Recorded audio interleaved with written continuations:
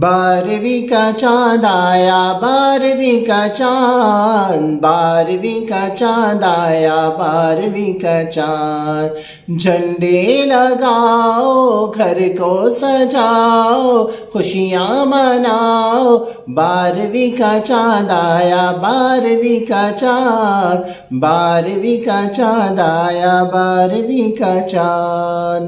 نحمده ونصلي ونسلم على رسوله الكريم اما بعد فاعوذ بالله من الشيطان الرجيم بسم الله الرحمن الرحيم سورة توبہ قل إن كان آباؤكم وأبناؤكم وإخوانكم وأزواجكم وعشيرتكم وأموال اقترفتموها وتجارة تخشون كسادها ومساكن ترضونها أحب إليكم من الله ورسوله وجهاد في سبيله فتربصوا حتى يأتي الله بأمره والله لا يهدي القوم الفاسقین صدق اللہ العلی العظیم۔ پیارے دوستو، سورہ توبہ میں اللہ رب العالمین نے فرمایا، اے محبوب آپ فرمائیے اگر تم اپنے ماں باپ سے محبت کرتے ہو، اولاد سے محبت کرتے ہو، اپنے بہن بھائیوں سے محبت کرتے ہو، اپنے بیویوں سے محبت کرتے ہو، اپنے قبیلے سے محبت کرتے ہو، اپنے مال سے محبت کرتے ہو، اپنے کاروبار سے محبت کرتے ہو، اپنے گھروں سے محبت کرتے ہو، ان 8 چیزوں سے فطرتاً انسان محبت کرتا ہے، تو اللہ نے قرآن پاک میں منع نہیں فرمایا اور احادیث مبارکہ میں بھی ان چیزوں سے منع نہیں فرمایا، فرمایا ان تمام چیزوں سے محبت کرو، لیکن ان سب سے زیادہ محبت کرو تو اللہ سے کرو اور رسول اللہ صلی اللہ علیہ وسلم سے کرو۔ اب کائنات میں ہم جن جن چیزوں سے محبت کرتے ہیں ان میں کمی بیشی ہو سکتی ہے، لیکن جہاں تک تعلق رسول اللہ سے محبت اور اللہ سے محبت ہے اس میں کمی بیشی نہیں ہو سکتی۔ کچھ لوگ یہ کہتے ہیں کہ اللہ سے زیادہ محبت کرو، رسول اللہ سے کم کرو، ایسا نہیں ہے۔ اللہ سے اور رسول اللہ سے جتنی بھی محبت ہو اس کی انتہا نہیں ہے، جہاں جتنی بھی محبت کریں گے اس انتہا کو ابتدا کہا جا سکتا ہے، لیکن صرف فرق ایک رکھنا ہے، اللہ سے اور رسول اللہ سے جو محبت کی جائے گی اس میں کمی بیشی نہیں ہے، اس میں جتنی زیادہ محبت ہو اتنا کم ہے، لیکن صرف اس بات کا فرق رکھنا ہے کہ اللہ سے جو محبت کرنی ہے وہ معبود سمجھ کر کرنی ہے اور رسول اللہ سے جو محبت کرنی ہے وہ نبی سمجھ کر کرنی ہے، صرف اس بات کا فرق رکھنا ہے۔ باقی ایسا نہیں ہے کہ اگر ہم اللہ سے محبت کر رہے ہیں اور رسول اللہ سے محبت کر رہے ہیں تو غلو ہو رہا ہے، نہیں۔ ارے جس کا ذکر خیر کرنے والا ورفعنا لک ذکرک ہے، اللہ رب العالمین جس کے ذکر کو جس نے رب نے بلند کر دیا، جس کے ذکر کو رب نے بلند کر دیا، اس کو ہم اور آپ کیا بلند کریں گے؟ اور بلکہ اللہ رب العالمین نے ایک اصول بنا دیا، ایک فارمولہ بنا دیا ہے۔ قرآن پاک میں اللہ فرماتا ہے من یطع الرسول فقد اطاع اللہ، جس نے رسول کی اطاعت کی تحقیق اس نے اللہ کی اطاعت کی۔ اور ایک جگہ فرماتا ہے قل ان کنتم تحبون اللہ فاتبعونی، اے محبوب آپ فرمائیے اگر تم اللہ سے محبت کرتے ہو تو میری اتباع کرو، یعنی رسول کی محبت کرو، رسول کی اتباع کرو۔ تو حقیقت میں اللہ رب العالمین نے جو اصول بنایا ہے، اگر کوئی شخص یہ کہتا ہے کہ میں اللہ پر ایمان لاتا ہوں لیکن اپنے علم کے بنیاد پر، اللہ اس کے ایمان کو مانتا ہی نہیں ہے۔ اگر کوئی شخص یہ کہتا ہے میں اللہ پر ایمان لاتا ہوں اپنے تجربے کے بنیاد پر،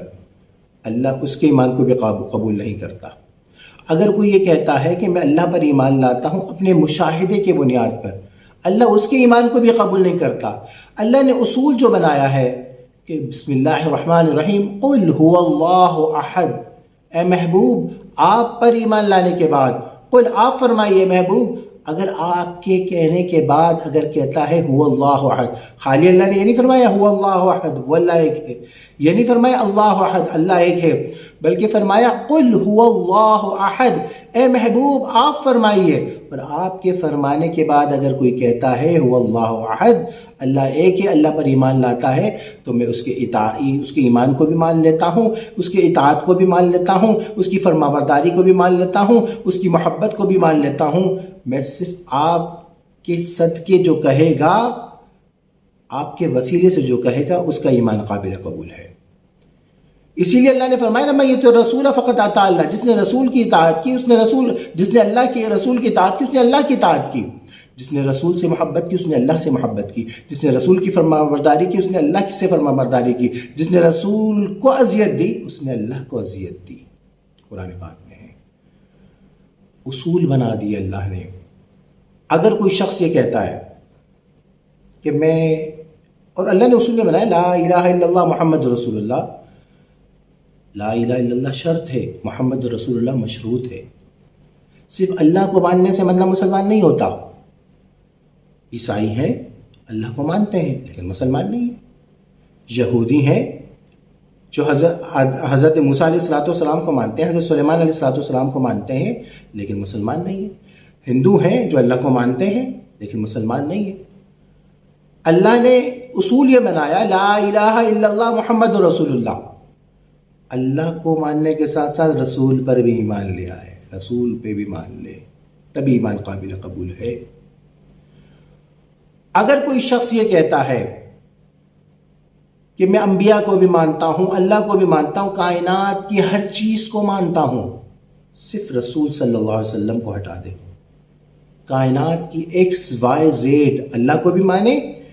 فرشتوں کو بھی مانے، جنت دوزخ انبیاء ہر چیز کو مان لے، لیکن صرف رسول اللہ صلی اللہ علیہ وسلم کو نہ مانے، مسلمان نہیں ہو سکتا، کیونکہ لا الہ الا اللہ محمد رسول اللہ صلی اللہ علیہ وسلم۔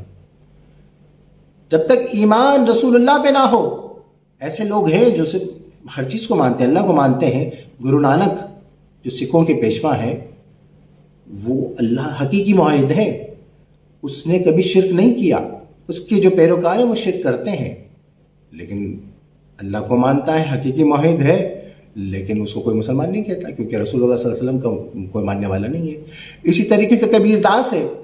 تو اصول جو اللہ نے بتا دیا لا الہ الا اللہ محمد رسول اللہ صلی اللہ علیہ وسلم، تو میلاد ہم مناتے ہیں تو اللہ کا شکر ادا کرتے ہیں، رسول اللہ کا شکر ادا کرتے ہیں، اللہ کا ہم یہ شکر ادا کرتے ہیں اللہ تیرا کرم ہے کہ آقا علیہ السلام جیسی ہستی ہمیں عطا کی، حضور کے صدقے ہمیں رحمان ملا، حضور کے صدقے ہمیں قرآن ملا، حضور کے صدقے ہمیں جنت ملے گی، حضور کے صدقے ہم جہنم سے دور ہوئے، حضور کے صدقے ہمیں دین ملا، حضور کے صدقے ہمیں شریعت ملی، حضور کے صدقے ہمیں دنیا ملی، حضور کے صدقے ہمیں آخرت ملے گی۔ زمین و زمان تمہارے لیے، مکین و مکان تمہارے لیے، چنین و چنا تمہارے لیے، ہم آئے یہاں تمہارے لیے، اٹھیں گے وہاں تمہارے لیے۔ وآخر دعوانا الحمدللہ۔